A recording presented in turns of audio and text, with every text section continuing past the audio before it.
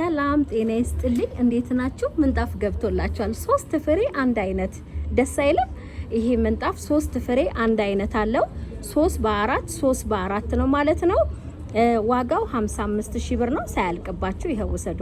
ከዛ የሆነ ቦታ ከዘረጋውት በኋላ የዛ አይነት ምንጣፍ ከባድ ነው። እኛ ሲገባልን አንዴ ይገባልናል። ከዛ ተራ አለ ነው እና እነዚህ ግን 3 አንድ አይነት ምንጣፍ ስለገባልን ሳያልቅባችሁ ወሰዱ ማለት ነው።